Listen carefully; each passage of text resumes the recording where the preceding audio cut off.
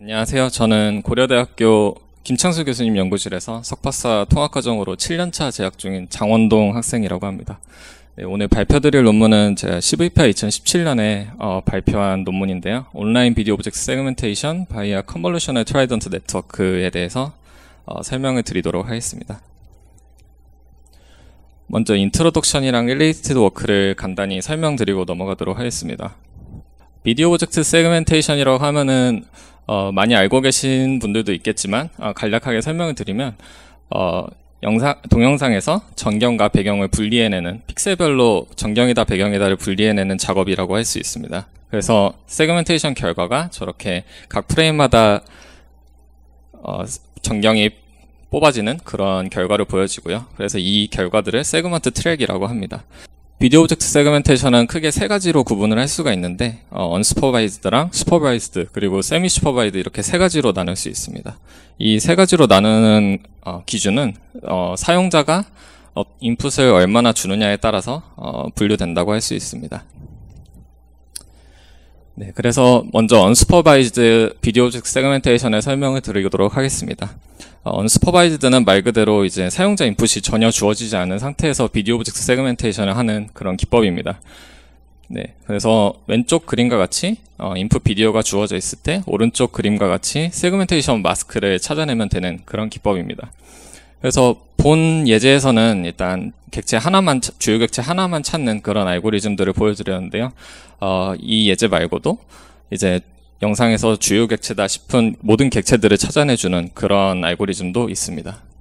아무래도 언슈퍼바이즈드 기법이다 보니까 셀리언시 디텍션에 기반한 기법들이 굉장히 많이 나오고 있습니다. 그래서 셀리언시 디텍션이라고 하면은 영상을 봤을 때 사람이 관심을 가질 만한 그런 영역을 찾아내는 것이 셀리언시 디텍션 기법이라고 소개해 드릴 수 있고요. 그래서 일반적으로는 이제 비디오 오브젝트 세그멘테이션에서 비주얼 셀리언시랑 모션 셀리언시를 동시에 사용하고 있습니다. 그래서 비주얼 셀리언시 같은 경우는 이제 색상이나 아니면 뭐 희귀도 그리고 색상 대조비 뭐 이런 걸 봐서 어떤 객체가 가장 셀리언트한지 그런 걸 찾는 기법이고, 그리고 모션 셀리언시 같은 경우는 움직임이 많다 하면은 그게 주요 객체의 확률이 높다라고 해서 그런 식으로 찾는 모션 셀리언시입니다. 그래서 이 두 가지를 결합해서 사용하는 언슈퍼바이즈드 비디오 세그멘테이션 기법을 구성하는 기법들이 많이 있고요. 저 자신도 이제 CVPR 2016년도에 이런 셀리언시 두 개를 섞어서 비디오 오브젝트 세그멘테이션 기법을 발표하기도 했었습니다.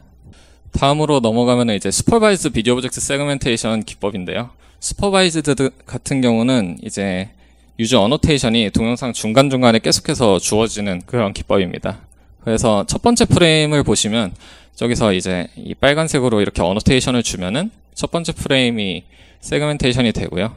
그 다음에 이후 프레임까지 쭉쭉 세그멘테이션을 해 나가다가 중간에 어떤 객체를 포어그라운드로 또 정의하고 싶다 하면은 중간에 어노테이션을 이 오른쪽 상단처럼 이렇게 주게 됩니다.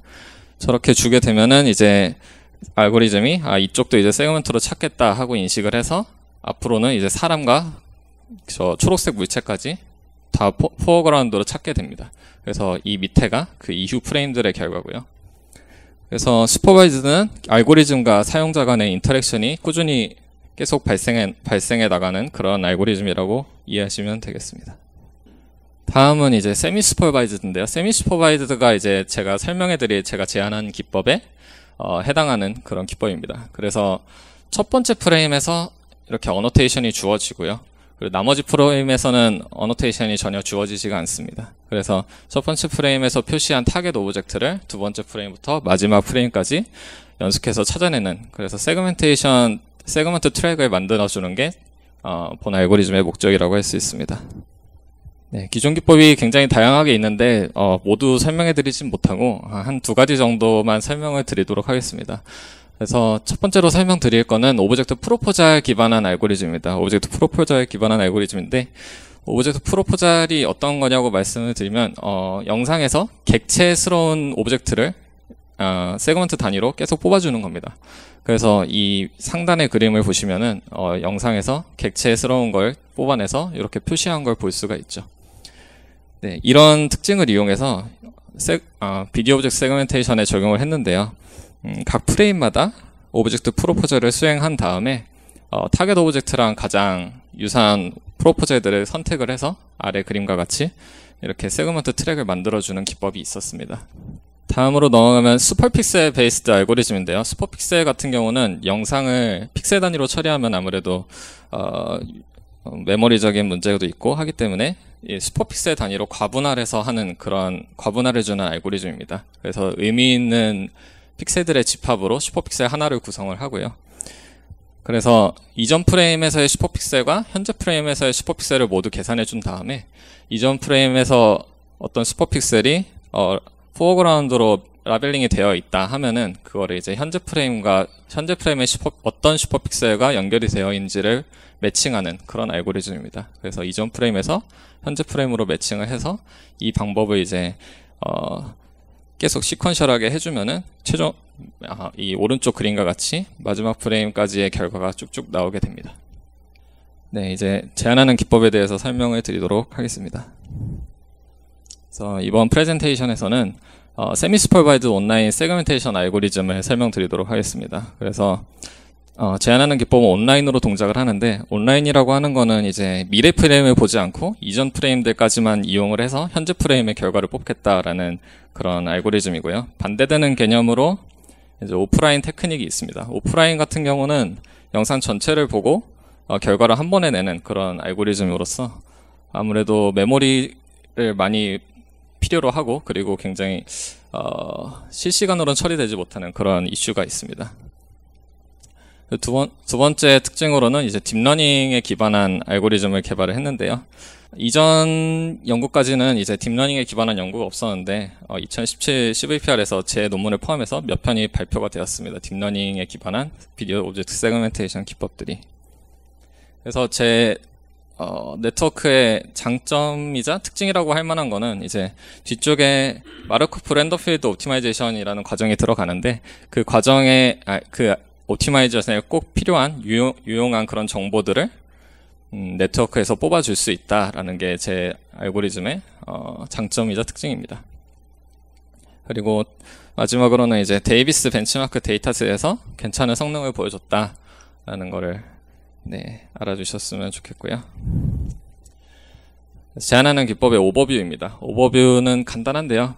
프레임워크가 이제 첫 번째, 인풋 프레임이 이렇게 주어지고 이전 프레임에서의 결과가 이렇게 있습니다. 그래서 인터프레임 프로파게이션을 통해서 현재 프레임으로 이전 프레임의 결과를 옮겨주고요.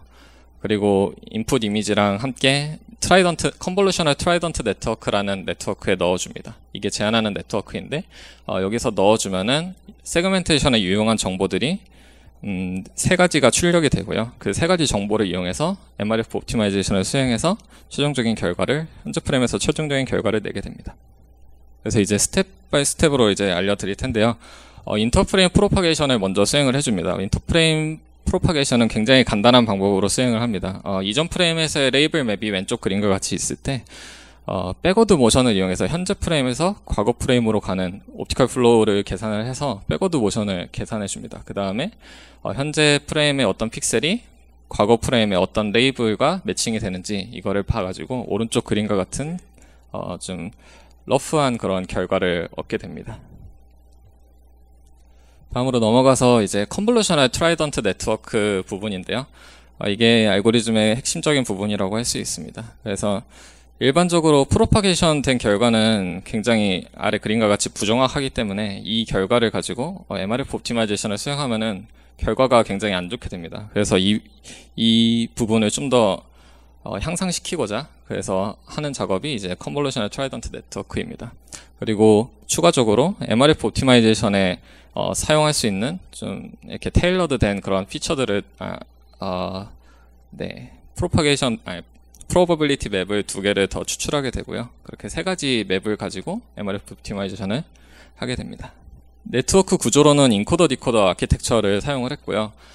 인코더 디코더 아키텍처는 굉장히 일반적인 아키텍처인데 인풋 이미지가 이렇게 있으면 여기서 이제 인코더를 통해서 입력 영상에 대한 특징을 뽑습니다. 특징을 뽑으면 여기 이렇게 피처가 나오게 되고 이 피처가 디코더를 통해서 하고자 하는 그 태스크에 맞는 그런 결과를 내주게 됩니다.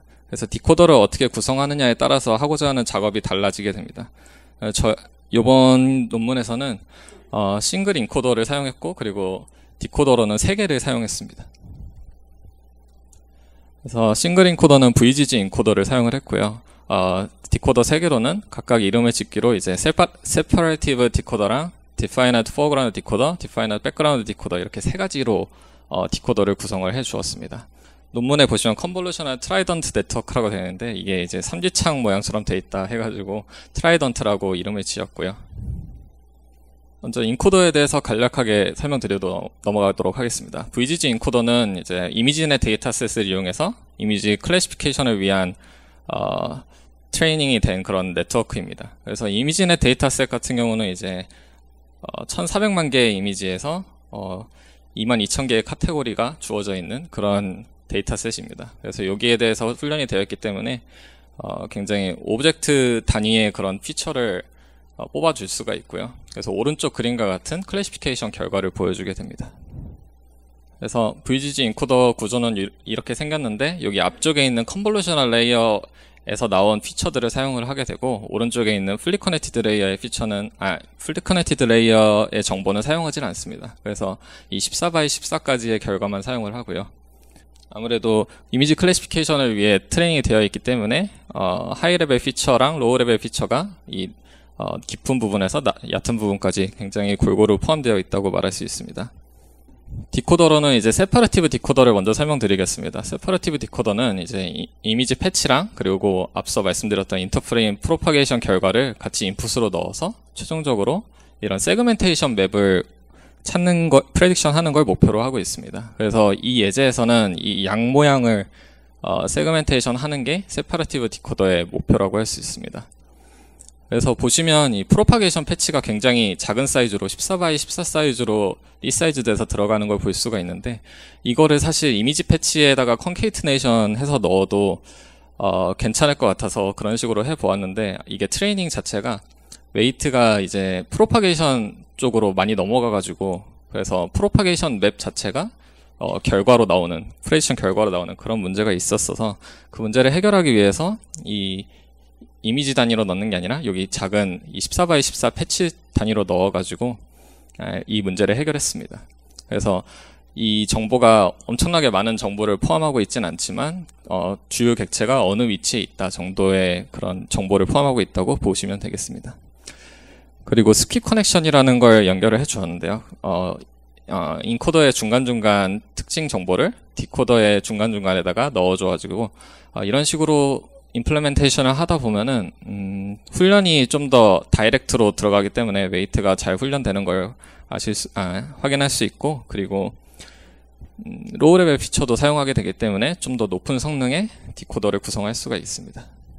다음으로 넘어가면 이제 디파이너드 포어그라운드, 백그라운드 디코더에 대해서 설명을 드릴 텐데요.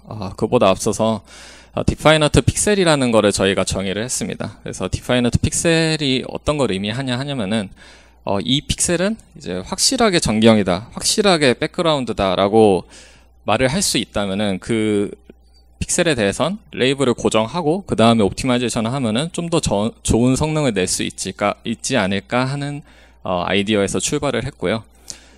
네, 그래서 저희는 이제 요 이미지 매팅이라는 그런 프로블럼에서 아이디어를 따왔습니다. 그래서 이미지 매팅 같은 경우는 인풋 이미지가 주어져 있고 트라이 맵이라는 게 주어져 있습니다.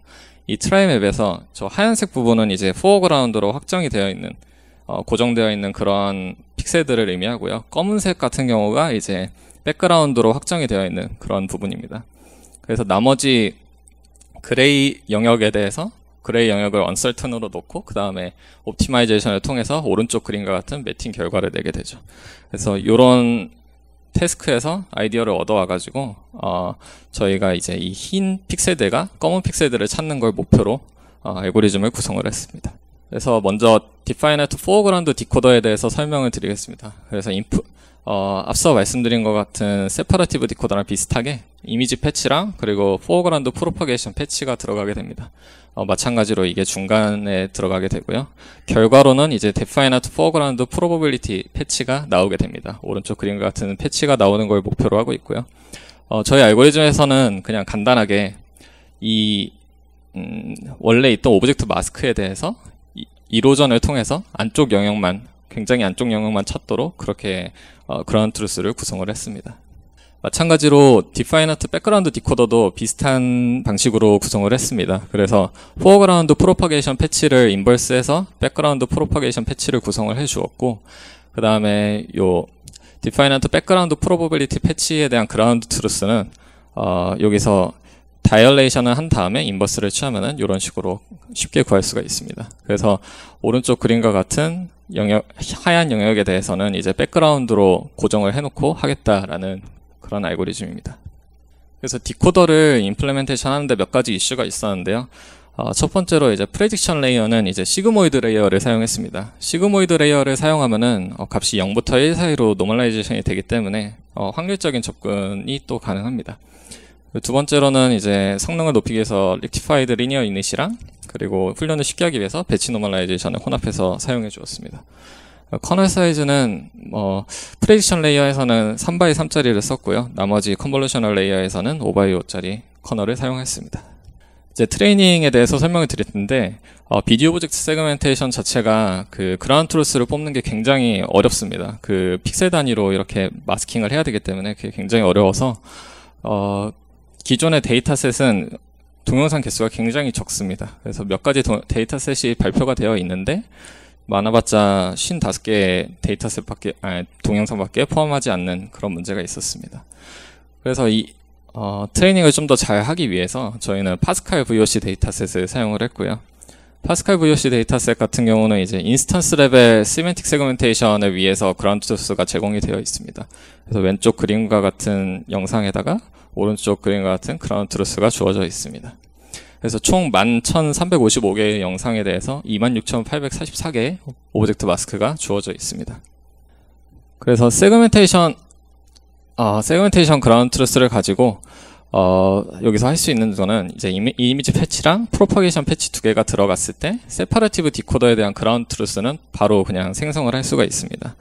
하지만 이제 나머지 두 개 디파이너트 디코더들에 대해서는 그라운드 트루스가 없기 때문에 그 그라운드 트루스를 간단한 이미지 프로세싱을 통해서 생성을 해줍니다. 네, 그래서 생성하는 방법에 대해서 설명드리겠습니다. 인풋 이미지가 있고 이렇게 오브젝트 마스크가 파스칼 VOC에서 주어져 있습니다. 그래서 오브젝트를 타이트하게 잡는 바운딩 박스를 이렇게 놓고 그 영역을 좀 확장해서 패치를 뽑아줍니다. 그래서 이미지 패치랑 그리고 세퍼레티브 디코더에 대한 그라운드 트루스 마스크를 생성을 해주고요. 그리고 아무래도 인터프레임 프로파게이션을 통하다 보면은 오류가 많이 발생할 수 있기 때문에 그래서 열화를 좀 시켜줍니다. 이 그라운드 트루스 마스크를. 그라운드 트루스 마스크를 노이즈를 추가를 해주고 그리고 값을 그냥 원래 있던 값을 0으로 만드는 서프레션까지 수행을 해줘서 이런 식으로 디그레데이션을 해주고요. 그 다음에 14x14 사이즈로 프로파게이션 패치를 생성을 해줍니다. 그리고 이제 디파이너트 포어그라운드 디코더랑 디파이너트 백그라운드 디코더에 대한 그라운드 트루스는 간단하게 앞서 말씀드렸다시피 1호전과 다이얼레이션 그리고 인버스를 통해서 간단하게 만들어줄 수가 있습니다. 트레이닝을 할 때 임플레멘테이션 이슈는 몇 가지 있었는데요. 그래서 카페 라이브러리를 이용해서 저는 구성을 했고요. 그리고 로스 펑션으로는 크로스 엔트로피 로스를 사용을 했습니다. 그리고 배치 사이즈로는 8개의 트레이닝 데이터로 배치 사이즈를 결정을 해줬고 앞서 55번의 사이클에 대해서는 10의 마이너스 3승으로 러닝 레이트를 설정을 했고 그 다음 35번으로는 10분의 1만큼 줄여서 사용을 했습니다. 그리고 스토캐스틱 그라디언트 디센트 기법을 이용해서 훈련을 했고요. 실질적으로 알고리즘이 동작할 때 테스트하는 방법은 다음과 같습니다. 그래서 인풋 데이터는 이 현재 프레임에서 과거 프레임에서 세그멘테이션 결과를 프로파게이션 한 다음에 그 프로파게이션 한 결과를 타이트하게 잡아서 좀 더 확장한 다음에 똑같은 위치에서 크롭을 해줍니다. 그래서 프레임 T에서 크롭을 해주고 프로파게이션 맵에서 크롭을 해줍니다. 그 다음에 리사이즈를 하면은 작은 사이즈가 되고 여기서도 마찬가지로 리사이즈 한 다음에 인버스 해주면 아래와 같은 그림이 됩니다. 그래서 이렇게 세 가지 패치가 인풋으로 들어가게 되고 결과적으로 이렇게 각 디코더마다 프로버빌리티 패치가 나오게 됩니다. 이 패치가 나온 다음에 원래 있던 위치로 되돌려주면은 그 결과를 이제 probability map이라고 명명하겠습니다. 그래서 separative probability map이랑 definite foreground 그리고 background probability map들을 RS, RF, RB로 각각 정의를 해줍니다. 그래서 나온 결과를 이제 바이너리 클래시피케이션을 해주는데요.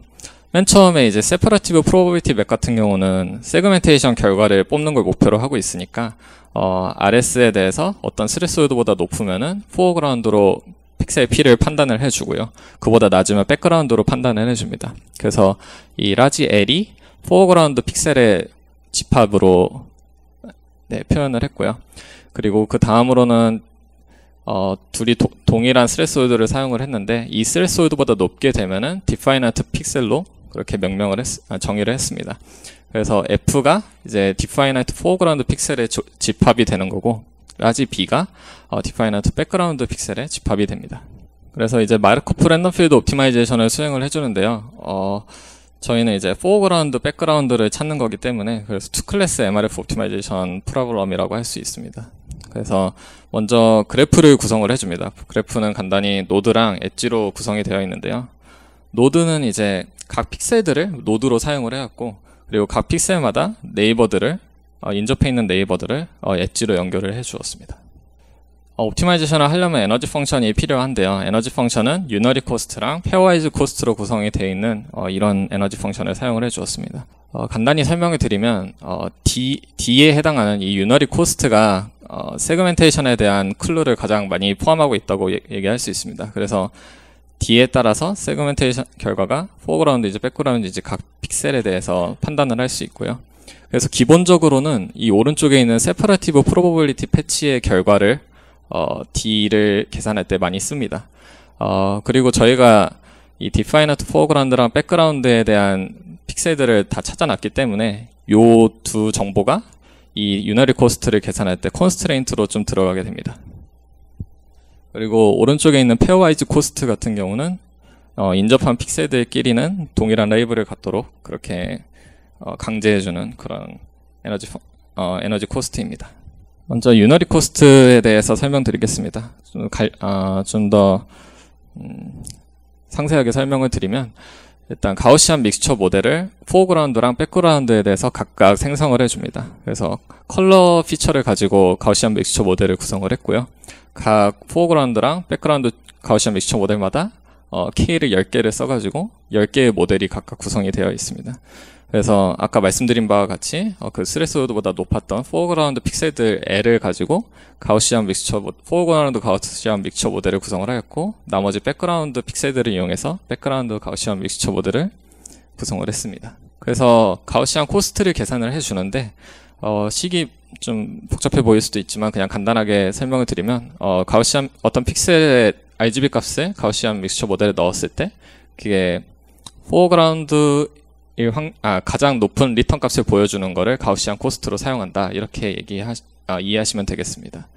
그래서 유너리 코스트 같은 경우는 이제 가우시안 코스트를 기본적으로는 사용하게 되어 있고, 그 대신 이제 디파이너트 포어그라운드랑 디파이너트 백그라운드에 해당하는 픽셀들에 대해서는 걔네가 백그라운드나 포어그라운드로 판별되지 않도록 그런 경우에 대해서 인피니티 값을 넣어 주었습니다.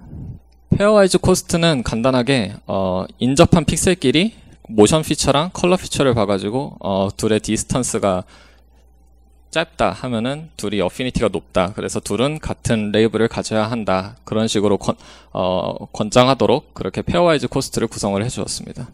그래서 유너리 코스트랑 페어와이즈 코스트로 구성이 된 에너지 펑션을 그래피컬 옵티마이제이션으로 풀면은 최종적인 결과가 나오게 됩니다. 그리고 추가적으로 리어피어링 오브젝트 디텍션이라는 거를 수행을 해주는데요. 이거는 간단하게 설명을 드리면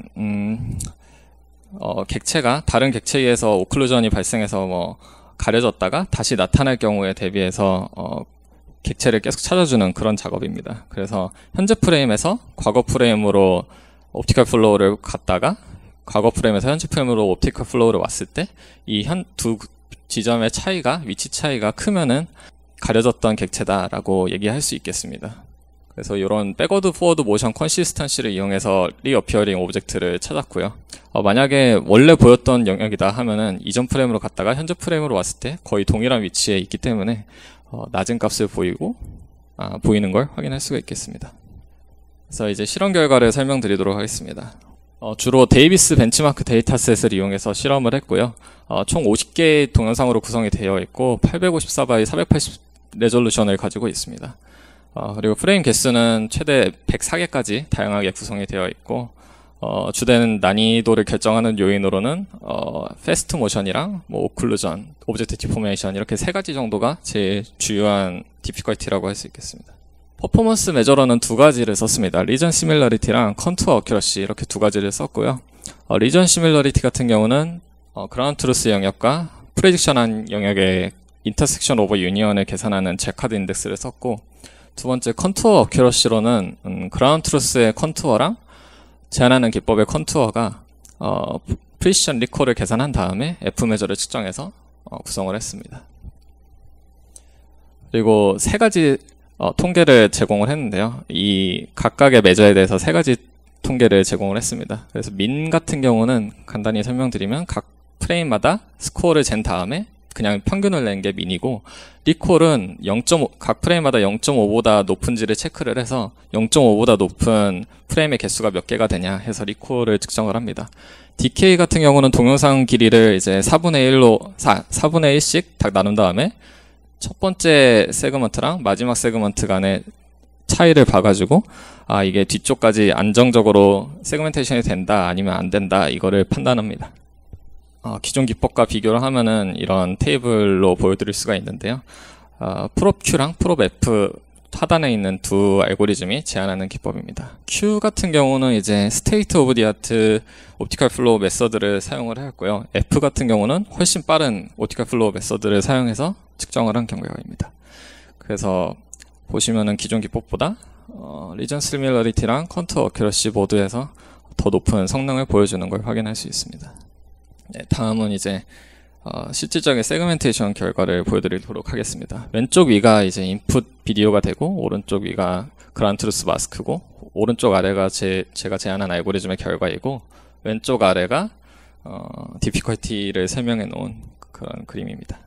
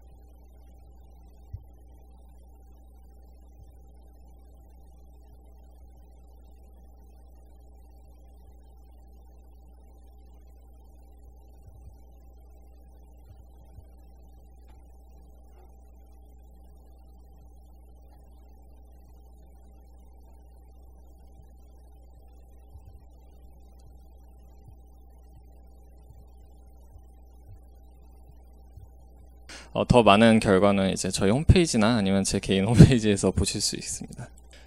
그리고 다른 데이터셋으로 이제 세그트랙 데이터셋을 사용했는데요. 이 데이터셋 같은 경우는 5개의 동영상으로 구성이 되어 있는데, 이거는 기존 비디오 오브젝트 세그멘테이션 기법들이 많이 사용하는 데이터셋이긴 하나, 레졸루션이 굉장히 낮은 그런 문제가 있어서 요즘에는 이제 사용하면 안 되지 않을까 하는 그런 데이터셋입니다. 그래서 여기서 좀 더 결과를 잘 보이기 위해서 여기서도 성능 측정을 했고요. 보시면은 아래 테이블과 같이 제한하는 기법이 더 높은 성능을 대체적으로 보이는 걸 확인하실 수 있습니다. 이 54번 논문 같은 경우가 이제 제일 높긴 한데, 이거는 각 시퀀스마다 다른 파라미터를 사용했기 때문에 그렇게 좋은 알고리즘이라고 할 수는 없겠습니다. 다음으로 몇 가지 실험을 추가적으로 해봤는데요.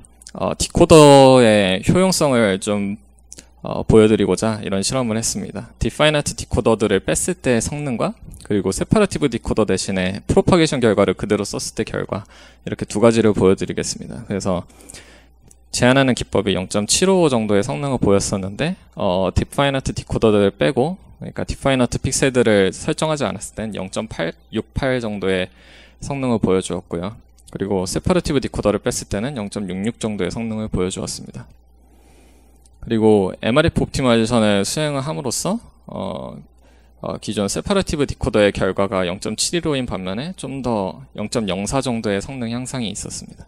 러닝타임을 궁금해 하실 분도 있을 것 같아서 설명드리도록 하겠습니다. 앞서 말씀드린 바와 같이 Q 버전은 이제 스테이트 오브 디 아트 옵티컬 플로우 기법을 사용을 했고요. 그래서 굉장히 느리게 동작을 합니다. F 버전 같은 경우는 이제 훨씬 빠른 옵티컬 플로우 기법을 사용을 했습니다. 그래서 제한하는 기법에 소요되는 시간 대부분이 이 옵티컬 플로우를 측정하는 부분에서 발생하기 때문에 제한하는 기법이 Q 버전에서는 한 프레임 처리하는데 30초 정도 걸리는 반면에 F 버전은 한 프레임 처리하는데 1.3초 정도 걸리는 걸 확인할 수가 있습니다. 그리고 파라미터 같은 경우는 이런 식으로 다양한 파라미터들에 대해서 실험을 해서 가장 최적의 파라미터를 찾아주었습니다. 네, 발표는 여기까지고요. 제가 제안한 알고리즘이 이제 세미 슈퍼바이즈드 온라인 비디오 오브젝트 세그멘테이션 알고리즘이고 딥러닝에 기반한 그런 알고리즘이었습니다. 그리고 MRF 옵티마이제이션을 위해서 세그멘테이션 정보를 다양하게 추출을 해주었고, 그리고 데이비스 데이터셋에서 좋은 성능을 보여주었다는 걸로 컨트리뷰션을 말씀드릴 수 있겠습니다. 네, 감사합니다. 보통 예전에 세그멘테이션, 그러니까 딥러닝 나오기 전에는 뭐 엣지 디텍션이나 텍스처 같은 거 MRF 굉장히 많이 쓰다가 이제 딥러닝 쪽으로 넘어오면서 굉장히 많은 부분을 딥러닝으로 처리를 했었는데, 이번에 제시한 논문은 일단 어떤 프로포절 리전을 딥러닝으로 일단 만들어 놓고 MRF 옵티미제이션 구간을 굉장히 줄여 놓은 다음에 거기서 최적화를 하는 모델로 이해를 하면 되는 건가요? 네, 맞습니다. 네. 그랬을 때 MRF 옵티미제이션 할 때 그래프 컷을 써야 되는데, 제가 잡아먹는 시간 오버헤드는 어느 정도인가요? 그냥 MRF를 안 쓰는 다른 모델들도 존재할 텐데, 물론 이런 어큐러시 문제도 있긴 하겠지만 MRF 옵티미제이션을 사용함으로써 이제 별도의 또 처리 인퍼런스 타임이 또 들어가는 거잖아요. 그랬을 때 제가 차지하는 시간 오버헤드 같은 게. 알고리즘의 구간마다 시간 측정을 해보진 않았는데요. 네. 제가 체감적으로 봤을 때 한 50% 정도는 그래프 컷이 잡아먹는 네. 것 같습니다. 세미 슈퍼바이즈 러닝에서 그라운드 트루스 프레임은 사람이 다 한 건가요? 네, 맞습니다. 사람이 다 그라운트스를 매 프레임마다 손으로 다 저기 딴 거예요? 네, 맞습니다. 그래서 데이터셋 개수가 별로 없는 거고요. 인스턴스가 총 대충 몇 개 정도 될까요? 한 동영상당 인스턴스가 하나가 기본적으로 주어져 있고요. 동영상 개수는 총 몇 개 정도 되나요? 동영상 개수는 50개 정도 됩니다. 알겠습니다. 네, 최근에 데이비스 데이터셋이 좀 더 확장이 되었는데요. 거기는 이제 좀 더 인스턴스가 많이 들어가기도 해서 한번 보시면 괜찮을 것 같습니다. 네, 감사합니다.